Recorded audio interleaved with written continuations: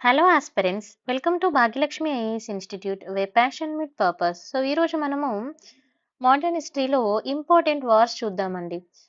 ఇది వచ్చేసి మనకి UPSC, TSPSC, APPSC or any state ఎగ్జామ్కి కూడా ఇది చాలా ఇంపార్టెంట్. ఈ వార్లో మనం ఇక్కడ ఇంపార్టెంట్ డేట్స్ ఏంది, ఇంపార్టెంట్ పర్సనాలిటీస్ అండ్ ట్రీటీ ఎవరెవరికి మధ్య జరిగింది అనేది చూద్దాం. ఓకేనా? ఫస్ట్ కర్ణాటక వార్ తీసుకుంటే, మనం ఫస్ట్ తీసుకున్నది కర్ణాటక వార్స్ అండి. కర్ణాటక వార్స్ అనేది ఎవరెవరికి మధ్య జరిగింది అంటే, ఇన్ రియాలిటీకొస్తే ఇది ఇండైరెక్ట్‌గా ఇంగ్లీష్ అండ్ ఫ్రెంచ్ వాళ్ళకి జరిగిందని చెప్పొచ్చు. వార్ ఆఫ్ సక్సెషన్ యూరోప్‌లో జరిగిన తర్వాత ఈ వార్ అనేది స్టార్ట్ అయింది. మరి మెయిన్ బ్యాటిల్ ఏంటి అనంటే, ఇండియాలో మనం తీసుకున్నప్పుడు బ్యాటిల్ ఆఫ్ సెయింట్ థామస్ అండి. ఓకేనా? అదేంటి, ఎందుకని నేను చెప్తాను. ఇక్కడ ఫర్ ఈ ఇంపార్టెంట్ పర్సనాలిటీస్ ఎవరున్నారు అనంటే, ఇక్కడ మనము ఇండైరెక్ట్‌గా ఇంగ్లీష్ వాళ్ళకి, ఫ్రెంచ్ వాళ్ళకి అన్నాం కదా! సో, మరి ఇంగ్లీష్ వాళ్ళ నుంచి ఎవరున్నారు? ఫ్రాన్స్ వాళ్ళ నుంచి ఎవరున్నారు? ఇండియాలో ఎవరున్నారనేది చూద్దాం. First governor general, French governor general ఎవరున్నారండి వార్ జరుగుతున్న టైంలో? Joseph Francis Dupleix. And British నుంచి లారెన్స్ ఉన్నారు. మరి ఇండియాలో ఈ వార్ దేనికోసమండి? నవాబ్ ఆఫ్ కర్ణాటక. ఎవరండి? అన్వరుద్దీన్ ఖాన్‌తో జరుగుతుంది. ఇక్కడ యాక్చువల్‌గా ఏమైందంటే డూప్లెక్ ఒక స్ట్రాటజీని ఫాలో అయ్యేవారు. ఏంటి అనంటే, ఇండియాలో ఎవరైతే ఇండియన్ రూరల్స్ ఉంటారు కదా! వాళ్ళ మధ్యనే గొడవలు పెట్టేసుకోవడము. లేదంటే వాళ్ళు గొడవలు పడుతున్నప్పుడు వీళ్ళు ఎవరో ఒకరి సైడ్‌న సపోర్ట్ చేసేసి ఆ వార్‌ని గెలిపించడము. ఇప్పుడు గెలిచిన రాజు ఏం చేస్తారండి, మనకి వీళ్ళు సపోర్ట్ చేశారంటే మనం వాళ్ళకి మళ్ళీ రిటర్న్ గిఫ్ట్ ఇస్తాం గదా! ఆ విధంగా ఫ్రెంచ్ ఇన్‌ఫ్లుయెన్స్ అనేది ఇండియాలో పెంచుకోవడం జరిగింది. ఇది ఫస్ట్‌లో ఫ్రెంచ్ వాళ్ళు ఫాలో అయ్యారు. తర్వాత దీన్ని బ్రిటిష్ వాళ్ళు కూడా లేటర్‌గా దీన్ని ఫాలో అవ్వడం స్టార్ట్ చేశారు. ఇప్పుడు ఇదే క్రమంలో ఈ వార్ అనేది జరగడం జరిగింది. మరి ఈ వార్ యొక్క రిజల్ట్ ఏమైంది అనంటే, ఈ వార్ యొక్క రిజల్ట్ అనేది ఇన్‌కంక్లూజివ్ అని చెప్పొచ్చు. అయితే మరి ఈ వార్ రిజల్ట్ ఏ విధంగా ఎండ్ అయింది అంటే, ఎండ్ ఆఫ్ ట్రీటీ ఆఫ్ అక్సిలా చెప్పలే. ఇక్కడ చూడండి, ట్రీటీ ఆఫ్ అక్సిలా. ఇక్కడ అక్సిలా తీసుకున్నప్పుడు ఇది ఎక్కడ జరిగింది ట్రీటీ? యూరోప్‌లో జరిగింది. ఇప్పుడు చూస్తున్నారా, వార్ వచ్చేసి కర్ణాటక వారు, మరి ట్రీటీ ఎక్కడ జరిగింది? యూరోప్‌లో జరిగింది. ఎవరెవరికి? ఇంగ్లీష్ వాళ్ళకి, ఫ్రాన్స్ వాళ్ళకి. ఓకే. మరి ఈ ట్రీటీలో ఏం చెప్పారో చూద్దాం. మద్రాస్ వచ్చేసి ఇంగ్లీష్ వాళ్ళకిచ్చేయమని. ఓకేనా? తర్వాత దీనికి ఎక్స్‌చేంజ్ ఆఫర్‌లో ఫ్రాన్స్ వచ్చేసి లౌస్‌బర్గ్. లౌస్‌బర్గ్స్ వచ్చేసి ఎక్కడుందండి? నార్త్ అమెరికాలో ఉంది. ఇది ఎవరికిచ్చేస్తున్నారు? ఫ్రాన్స్ వాళ్ళకిచ్చేస్తున్నారు. ఇంగ్లీష్ వాళ్ళు దీన్ని ఫ్రాన్స్‌కిచ్చేస్తే, ఫ్రాన్స్ వాళ్ళు మద్రాస్‌ని ఇంగ్లీష్‌కిచ్చేస్తున్నారు. ఇది మెయిన్ ఇంపార్టెంట్. ఇక్కడ మనకు ఇంపార్టెంట్ ఏంటి అనంటే, వార్ ఎప్పుడు జరిగింది? ఇక్కడ ఇంపార్టెంట్ పర్సనాలిటీస్ ఎవరున్నారు? ఎవరెవరికి మధ్య జరిగింది? అండ్ మెయిన్ బ్యాటిల్ ఫాట్ అనేది ఏంటి అనేది ఒకటి చూసుకోవాలి. దాని యొక్క ట్రీటీ ఏంటి? ఇది ఎగ్జామ్ పాయింట్ ఆఫ్ వ్యూలో మనకి ఇంపార్టెంట్ అండి. ఓకేనా? Next second Karnataka war. మరి సెకండ్ కర్ణాటక వార్ మళ్ళీ ఎందుకొచ్చింది కర్ణాటక వారు? 1749-54లో జరిగింది. ఇదొచ్చేసి మెయిన్‌గా ఏందంటే, సక్సీషన్ డిస్ప్యూట్ అనేది ఎక్కడ? కర్ణాటకలో అండ్ హైదరాబాద్‌లో ఉంది. అంటే ఇప్పుడొక నవాబు ఒకరు గెలవాలి. ఫర్ ఎగ్జాంపుల్, ఇప్పుడొక పొలిటికల్ పార్టీ ఉంది. ఒక సీట్ కోసము 2 అపోజిట్ వాళ్ళు పోటీ చేస్తారు గదా! అదే విధంగా కర్ణాటక నవాబ్ అండ్ హైదరాబాద్ నవాబు విషయంలో ఇద్దరు పర్సన్స్ పోటీ చేశారు. ఎవరు అనంటే చూడండి, మహమ్మద్ అలీ అంటే చాందా సాహెబ్. వీళ్ళిద్దరు దేనికోసం ఫైట్ చేస్తున్నారు? నవాబ్ ఆఫ్ కర్ణాటక కోసం. ఓకేనా? మరి ఇంకొకరు ముజాఫర్ జంగ్ అండ్ నాజిర్ జంగ్. మరి వీళ్ళిద్దరు దేనికోసము? Post Nawab of Hyderabad. ఇలా వీళ్ళిద్దరు ఫైట్ చేస్తున్నారు. అయితే ఈ టైంలో నేను ఇందాక చెప్పాను, డూప్లెక్స్ పాలసీ ఏంటండి? ఎవరో ఒకరి సైడ్ సపోర్ట్ చేసి వాళ్ళని గెలిపిస్తారు. ఇప్పుడు మరి ఫ్రెంచ్ ఎవరి సైడ్ సపోర్ట్ చేస్తున్నారు? ముజాఫర్ జంగ్. మరి ముజాఫర్ జంగ్ వచ్చేసి చూడండి, ముజాఫర్ జంగ్ ఎక్కడుంది? ఇక్కడ. ముజాఫర్ జంగ్ వచ్చేసి దేనికోసం ఫైట్ చేస్తున్నారు? హైదరాబాద్ కోసం. తర్వాత చాందా సాహెబ్. మరి చాందా సాహెబ్ వచ్చేసి దేనికండి? కర్ణాటక కోసం. ఈ విధంగా ఇప్పుడు ఈ ముగ్గురు కలిసి, ఎవరు? ఫ్రెంచ్ వాళ్ళు, ముజఫర్ జంగ్, చాందా సాహెబ్ ముగ్గురు కలిసేసి ఫైట్ అయితే చేయడం జరిగింది. అండ్ వీళ్ళు ముగ్గురు కలిసి అన్వరుద్దీన్‌ని చంపేశారు. ఇదొచ్చేసి బ్యాటిల్ ఆఫ్ అంబర్. అన్వరుద్దీన్ ఎప్పుడు చంపారు అనేది కూడా చూసుకోవాలి. ఇప్పుడు చాందా సాహెబ్, మరి దీని యొక్క రిజల్ట్ తీసుకుంటే ముజఫర్ జంగ్ బికమ్ ద హైదరాబాద్ నవాబ్. ఓకేనా? Muzaffar Jang become the Hyderabad Nawab. తర్వాత మహమ్మద్ అలీ వచ్చేసి he become the Nawab of the Karnataka. Remember this. Okay. ఇప్పుడు మనం ఇందాక తీసుకున్నాం గదా! సో, చాందా సాహెబు మనకి ఇక్కడ నవాబ్ ఆఫ్ కర్ణాటక అయ్యారు. తర్వాత చాందా సాహెబు ఇప్పుడు కర్ణాటకకి, ఎందుకంటే చాందా సాహెబ్ ఎందుకు గెలిచారంటే, ఇక్కడ మెయిన్‌గా ఫస్ట్ ఫ్రెంచ్ వాళ్ళు సపోర్ట్ చేశారు. ఫ్రెంచ్ వాళ్ళు సపోర్ట్ చేయడం వల్ల గెలిచారు. గెలిచిన తర్వాత మరి ఫ్రెంచ్ వాళ్ళకి వీళ్ళు గ్రాంట్స్ ఇస్తారు గదండీ! 80 విలేజెస్ అనేవి పుడుచ్చేరి దగ్గరలో ఉన్నవి ఇవ్వడం జరిగింది. ఓకేనా? దీనివల్ల బ్రిటిష్ వాళ్ళకి ఏం ఫీలింగ్ వచ్చింది? ఫ్రెంచ్ ఇన్‌ఫ్లుయెన్స్ అనేది ఇండియాలో పెరుగుతుందన్న ఫీలింగ్ రావడం జరిగింది. Remember this. ఓకేనా? ఫ్రెంచ్ ఇన్‌ఫ్లుయెన్స్ పెరుగుతుంది అని వీళ్ళేం చేశారు అనంటే, బ్రిటిష్ వాళ్ళు decided to support the Nasir Jang. Nasir జంగ్‌కి సపోర్ట్ చేశారు. ఇదొచ్చేసి థ్రోన్ ఆఫ్ నిజాం. నాజిర్ జంగ్‌కి సపోర్ట్ చేయడం జరిగింది. సో దానివల్ల మనకి సెకండ్ కర్ణాటక వార్ అనేది రావడం జరిగింది. తర్వాత ఫ్రెంచ్ ఆర్మీ ఈ నాజీ జంగ్ ని చంపేశారు మళ్ళీ. ఓకే, చంపేసి తర్వాత మరి ఫ్రెంచ్ వాళ్ళు ఎవరికి సపోర్ట్ చేశారు? ముజాఫర్ జంగ్ కి సపోర్ట్ చేశారు. ఓకే, సో అందుకే ముజాఫర్ జంగ్ ఇక్కడ మనకి హైదరాబాద్ కి ఇక్కడ చూడండి, నేను మీకు ఇందాక చెప్పాను కదా, ముజాఫర్ జంగ్ కి సపోర్ట్ చేశారు. సపోర్ట్ చేయడం వల్ల హైదరాబాద్ కి ఎవరు వచ్చారండి? ముజాఫర్ జంగ్ రావడం జరిగింది. తర్వాత మళ్ళీ ఇప్పుడు చాందా సాహెబ్ ని he got captured and he was beheaded by the Raja of Travancore. And తర్వాత మహమ్మద్ అలీ ఇక్కడ చిన్న డిస్ప్యూట్ అయితే రావడం జరిగింది. మళ్ళీ డూప్లెక్స్ ని వాళ్ళు తిరిగి కాల్ చేయడం జరిగింది. అయితే ఈ వార్ లో మెయిన్ ఇంపార్టెంట్ ఏంటంటే ఎవరు గెలిచారన్నది రిజల్ట్ చూసుకున్నాము మనము. తర్వాత ఇక్కడ ఒక ట్రీటీ చేసుకున్నారండి, ఇది ఇంపార్టెంట్. ఏ ట్రీటీ అంటే ట్రీటీ ఆఫ్ పుడుచ్చేరి. ఓకేనా, they are signed with the treaty of Puducherry. ఇది ఎక్కడ విత్ ద ఎవరితో చేసుకున్నారు? ఇంగ్లీష్ వాళ్ళతో చేసుకున్నారు. సో దీని ప్రకారం తీసుకుంటే వీళ్ళు ఫర్దర్ గా ఫైట్ చేయొద్దు అని ఒకటి పెట్టుకున్నారు, అంతే సింపుల్ గా. సో ఇక్కడ మీరు గుర్తుపెట్టుకోవాల్సిందంటే సెకండ్ కర్ణాటక వార్ ఎప్పుడు జరిగింది, ఇక్కడ ఎవరెవరు అపోజిట్ పర్సనాలిటీస్ ఉన్నారు, ఫ్రెంచ్ వాళ్ళు ఎవరికి సపోర్ట్ చేశారు, అండ్ దాని యొక్క రిజల్ట్ ఏమైంది, అండ్ దాని యొక్క ట్రీటీస్ ఏమున్నాయి అనేది చూసుకోవాలి. అండ్ అన్వరుద్దీన్ని ఎవరు చంపారు, ఏ బ్యాటిల్లో చంపారు అనేది కూడా చూసుకోవాలి. మళ్ళీ బ్రిటిష్ వాళ్ళు ఇక్కడ నాజీర్ జంగ్ కి సపోర్ట్ చేశారు, అది కూడా మీరు ఒకటి గుర్తుపెట్టుకోవాలి. నెక్స్ట్ ఇక్కడ ఒక ట్రీటీ ఉంది, ఈ ట్రీటీ కూడా గుర్తుపెట్టుకోవాలి. నెక్స్ట్ థర్డ్ కర్ణాటక వార్ తీసుకుంటే 1757 to 63లో జరిగింది. ఓకేనా, సో ఇక్కడ కూడా మళ్ళీ ఇంపార్టెంట్ పర్సనాలిటీస్ మీకు ఇక్కడ సింపుల్ గా గుర్తుపెట్టుకోవాల్సింది, వార్ అనేది ఎప్పుడు జరిగింది, టైం పీరియడ్, ఆ టైంలో ఇంపార్టెంట్ పర్సనాలిటీస్ ఎవరున్నారు. ఓకేనా, అండ్ దాని యొక్క రిజల్ట్ ఏంటి, నెక్స్ట్ రిజల్ట్ తర్వాత దాని యొక్క ట్రీటీ ఏమైనా జరిగిందా, ఇది ప్రీ పాయింట్ ఆఫ్ వ్యూలో ఇంపార్టెంట్ అండి. నేను ఇప్పుడు మోస్ట్లీ మీకు ప్రిలిమ్స్ పాయింట్ ఆఫ్ వ్యూలోనే చెప్తున్నాను, ఇది మెయిన్స్ పాయింట్ ఆఫ్ వ్యూలో కాదు. So but you can write the main point of view also. చాలా పాయింట్స్ అయితే మీకు స్లైడ్స్ మీరు పౌచ్ చేసి చూస్తే చాలా పాయింట్స్ ఉంటాయి, బట్ నేను ప్రీ పాయింట్ ఆఫ్ వ్యూలో ఎక్స్ప్లెయిన్ చేస్తున్నాను. Okay, so third Karnataka war తీసుకుంటే ఇప్పుడు మనకి కర్ణాటక వార్ అంటే నేను ఇందాకనే చెప్పాను కదా, ఇది వచ్చేసి జనరల్ గా ఫ్రాన్స్ అండ్ ఇంగ్లాండ్ కి ఇండైరెక్ట్ వార్ అని చెప్పొచ్చు. సో అయితే ఇక్కడ థర్డ్ కర్ణాటక వార్ వచ్చేసి 7 years వార్ ఎక్కడ జరుగుతుందండి? యూరోప్ లో జరుగుతుంది. ఓకేనా, మళ్ళీ once again England and French joined the opposite, మళ్ళీ వాళ్ళు అపోజిట్ దాంట్లో జాయిన్ అవ్వడం జరిగింది. ఇక్కడ మరి మెయిన్ బ్యాటిల్ ఏంటి థర్డ్ కర్ణాటక వార్ లో అని అంటే, మెయిన్ బ్యాటిల్ వచ్చేసి బ్యాటిల్ ఆఫ్ వాండివర్ష్. ఇది ఇంపార్టెంట్ అండ్ పీవైక్యూలో అడిగారండి. ఓకేనా, నెక్స్ట్ మరి ఈ వార్ ఎలా ఎండ్ అయింది అని అంటే treaty of Paris. Remember this, very very important. ఇప్పుడు ఇక్కడ ఇంపార్టెంట్ పర్సనాలిటీస్ ఎవరున్నారంటే, ఫ్రెంచ్ జర్నల్ ఎవరున్నారండి? కౌంట్ డి లాలీ ఉన్నారు. అండ్ బ్రిటిష్ నుంచి వచ్చేసి lieutenant governor sir Eyre Coote ఉన్నారు. ఓకేనా, సో వీళ్ళిద్దరు ఇప్పుడు ఇక్కడ ఓన్లీ ఫ్రెంచ్ అండ్ ఇంగ్లీష్ వాళ్ళు ఉన్నారు. ఓకేనా, మరి దీని యొక్క రిజల్ట్ తీసుకుంటే బ్రిటిష్ వాళ్ళు గెలవడం జరిగింది. ట్రీటీ ఏంటంటే ఇక్కడ వాళ్ళది treaty end with the treaty of Paris. ఓకేనా, మరి దీనిలో ఏముందంటే according to which Pondicherry some other French settlements were return to France. వాళ్ళ యొక్క ఫ్రెంచ్ సెటిల్మెంట్స్ ఏవైతే ఉన్నాయో వాళ్ళకి ఫ్రాన్స్ వాళ్ళకి తిరిగి ఇవ్వడము. ఓకే, తర్వాత next and they never fortified again, అంటే మళ్ళీ దీనికోసం సేమ్ ఇంకా ఫైట్ చేయకూడదు అన్నట్టుగా పెట్టేసుకోవడం జరిగింది. నెక్స్ట్ మరి ఎందుకు అసలు ఫ్రెంచ్ అగెనిస్ట్ ఇంగ్లీష్ ఎందుకు మెయిన్ అంటే రీజన్స్ తీసుకుంటే, ఇంతసేపు మనం చెప్పుకున్నాం కదా కర్ణాటక వారు ఫ్రాన్స్ కి అండ్ ఇంగ్లీష్ కి అని. సో వై ద రీజన్స్ ఏంటి అని అంటే, మెయిన్ గా continental ambitions of the France. అంటే ఫ్రాన్స్ వాళ్ళు డిఫరెంట్ ప్లేసెస్ లో వాళ్ళు లైక్ కొన్ని ప్లేసెస్ ని వాళ్ళు ప్రియాక్యుపై చేసుకొని వాళ్ళు డెవలప్ అవుతున్నారు. ఓకేనా, at the same time different system of government అనేది డిఫరెంట్. ఇప్పుడు ఫర్ ఎగ్జాంపుల్ ఫ్రెంచ్ వాళ్ళు తీసుకున్నారనుకోండి, దీన్ని ఎవరు రన్ చేస్తారు? గవర్నమెంట్ నుంచి వీళ్ళకి సపోర్ట్ అనేది ఉండాలి, తర్వాత కరప్షన్ అనేది ఇక్కడ ఎక్కువగా ఉండేది. అదే ఇంగ్లీష్ వాళ్ళు తీసుకుంటే వీళ్ళు ఒక గ్రూప్ ఆఫ్ పీపుల్ ఏర్పడ్డారు. సో వీళ్ళది ఏంటంటే కరప్షన్ అని ఉండేది కాదు. సో వీళ్ళకి ఏదైనా ఫండ్ కావాలంటే వెంటనే ఈస్ట్ ఇండియా కంపెనీ వాళ్ళు అలకేట్ చేసుకునే వాళ్ళు. సో బట్ ఫ్రెంచ్ వాళ్ళకి ఏంటంటే ప్రతిదీ కూడా గవర్నమెంట్ నుంచి రావాలి కాబట్టి లేట్ అయ్యేది. తర్వాత different organisations to the company, తర్వాత రెస్పాన్సిబిలిటీస్. డూప్లెక్స్ తను చాలా ట్రై చేశాడు, బట్ వాళ్ళ యొక్క ఫ్రెంచ్ నుంచి సపోర్ట్ అనేది సరిగా రాకపోవడం కూడా ఒక రీజన్ అని చెప్పొచ్చు. తర్వాత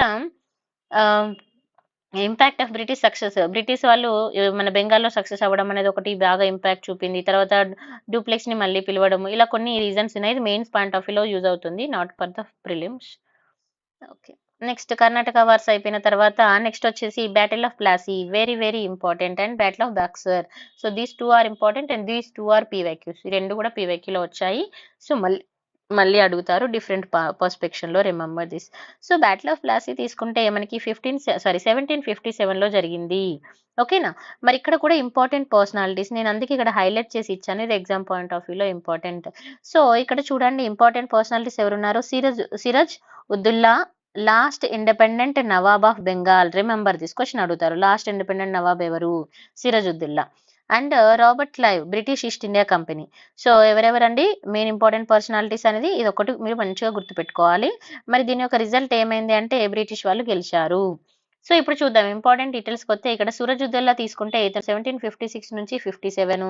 ఈ successor was challenged by other two. ఇతని యొక్క సక్సెషన్ అనేది ఇద్దరు కాంపిటేటర్స్ ఉన్నారు. ఎవరండి?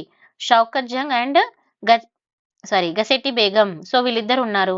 అయితే ఇక్కడ మెయిన్ గా తీసుకుంటే ఇక్కడ జమీందార్ వాళ్ళు కూడా సిరాజ్కి కొంచెం అపోజిట్ గా ఉండడము. ఓకేనా.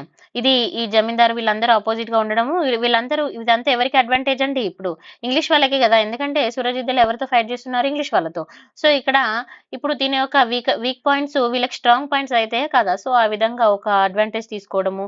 మెయిన్ కాజ్ అసలు ఈ బ్యాటిల్ కి మెయిన్ కాజెస్ తీసుకుంటే, ఫస్ట్ ఫార్మనా ఆఫ్ 1717.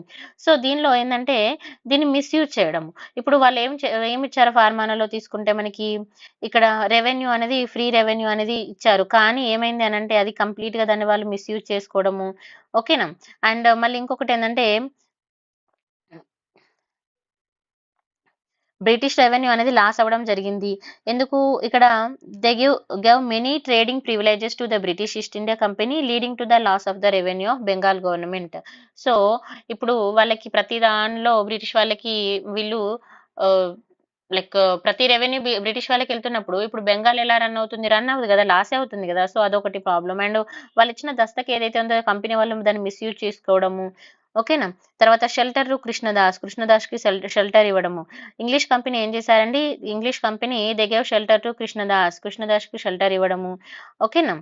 తర్వాత ఎందుకు కృష్ణదాస్ అనేవారు ఇతను ఒక దోషిగా ఉన్న అతను అని మీకు తెలుసు. తర్వాత company also some support to the Ghaseti Begum.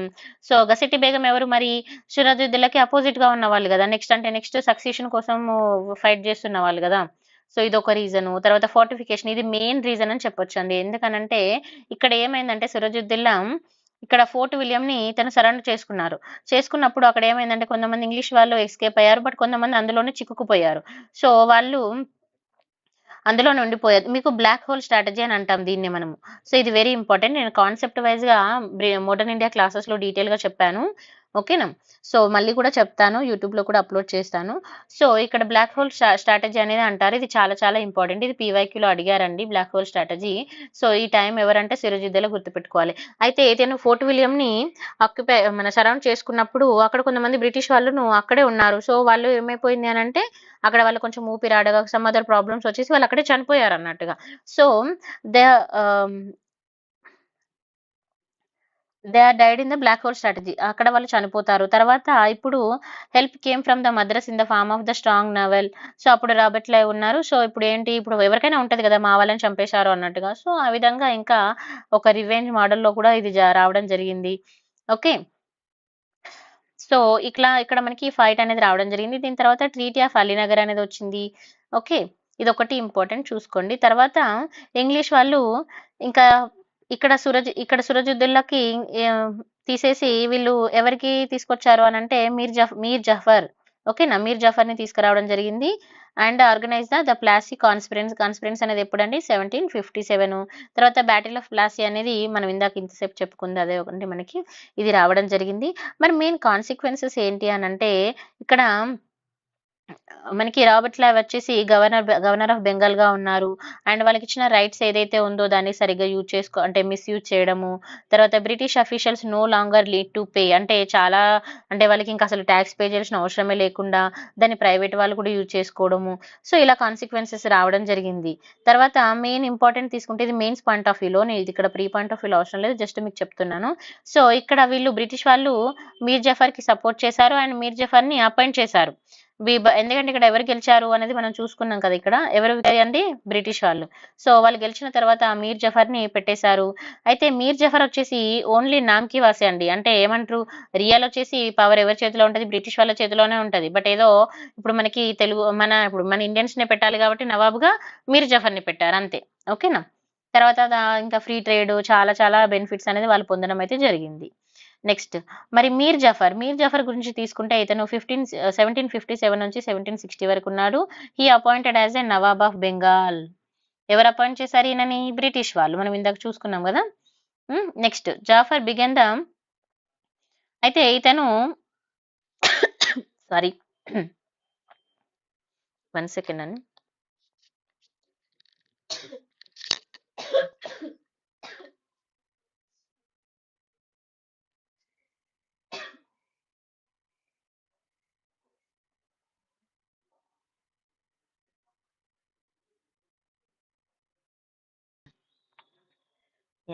Hello అండి.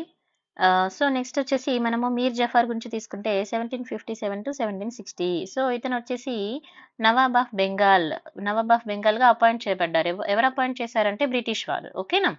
సో తర్వాత ఇతను కొంచెము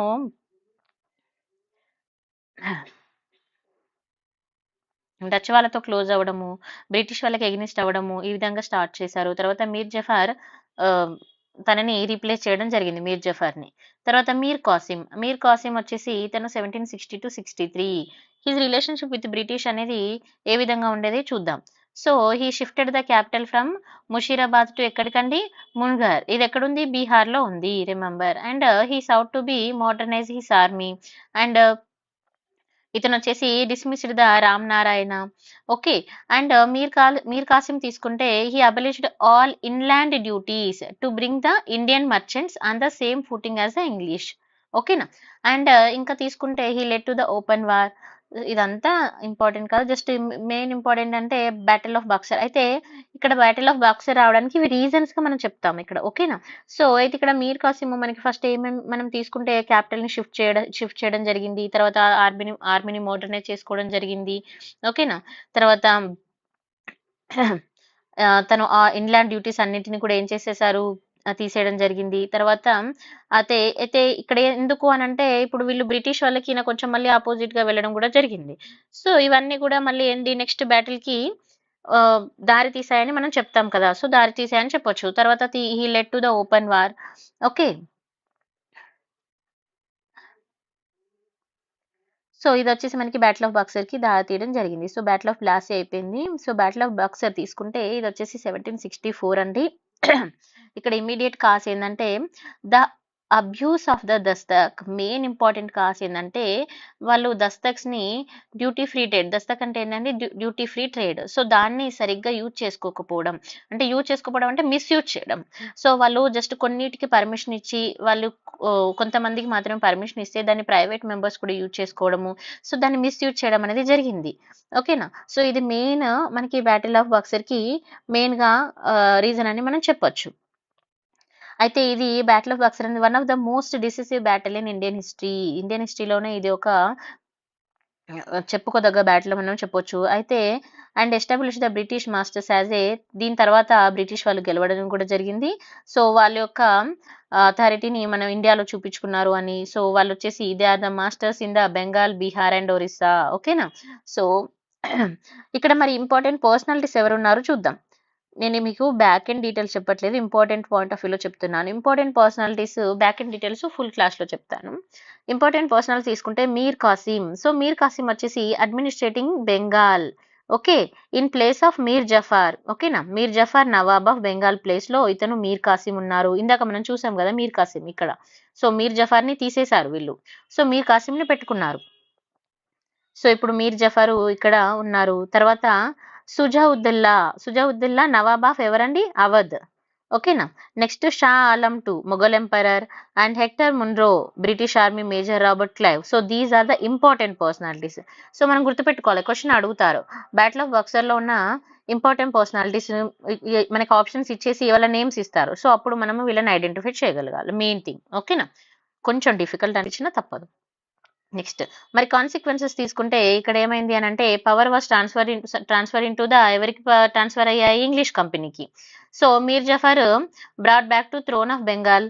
ఓకే, నేను తర్వాత Mir Jafar death his minor son, తను చనిపోయిన తర్వాత తన యొక్క చిన్న కుమారుడు నాజిముద్దీన్, ఓకేనా, నాజిముద్దీన్ అని నవాబ్గా వాళ్ళు అపాయింట్ చేశారు. ఓకే, నెక్స్ట్ ఫస్ట్ ట్రీటీ అనేది చేసుకున్నారు. సో ఫస్ట్ ట్రీటీ ఏంటంటే ట్రీటీ ఆఫ్ అలహాబాద్. ఎప్పుడు జరిగింది అనేది ఇంపార్టెంట్, ఇది గుర్తుపెట్టుకోవాలి. 1765లో. ఓకేనా, ఎవరెవరికి మధ్య? Robert Clive and Shujauddaulah. Okay, so వీళ్ళిద్దరి మధ్య జరిగింది. మరి యాజ్ పర్ ద ట్రీటీ తీసుకుంటే ఇక్కడ ఏం చేశారు అంటే Nawab of Awadh made to pay a war indemnity rupees of 50 lakhs. ఎంత వాళ్ళు పే చేయాలంట ఈ వార్ జరిగినందుకు. ఇంకా మళ్ళా ఇక్కడ ఏంటంటే బ్రిటిష్ వాళ్ళు గెలిచినా కూడా వాళ్ళకి మళ్ళీ వీళ్ళు డబ్బులు ఇవ్వాలి. సో వార్కి అయిన ఖర్చు కూడా వాళ్ళు తిరిగి కలెక్ట్ చేసుకున్నారు. తర్వాత he was made to enter the treaty of subsidiary allowances. Treaty of subsidiary allowances మీకు తెలుసు కదండి. So treaty of subsidiary allowance లోకి ఎంటర్ అవ్వడం జరిగింది. తర్వాత సెకండ్ ట్రీటీ ఆఫ్ అలహాబాద్ కూడా ఇక్కడే వచ్చింది. సో మరి ఇది ఎవరికి జరిగింది, ఎవరి మధ్య అంటే between the Mughal emperor Shah Alam II. So ఇక్కడ మనకి షా ఆలం II వచ్చింది చూసారా, Shah Alam II and Robert Clive కి మధ్య జరిగింది. ఓకే, సో ఈ షా ఆలం II ఇది వెరీ వెరీ ఇంపార్టెంట్, ఎందుకంటే ఇక్కడే మనకి దివానీ రైట్స్ అనేవి revenue of Bengal, Bihar and Orissa, ఇక్కడ ఇది పీవైక్యూలో అడిగారండి షా ఆలం IIది, ఇది వెరీ ఇంపార్టెంట్. ఓకేనా, దివానీ రైట్స్ అయితే ఇవ్వడం జరిగింది బెంగాల్, బీహార్ అండ్ ఒరిస్సాలో.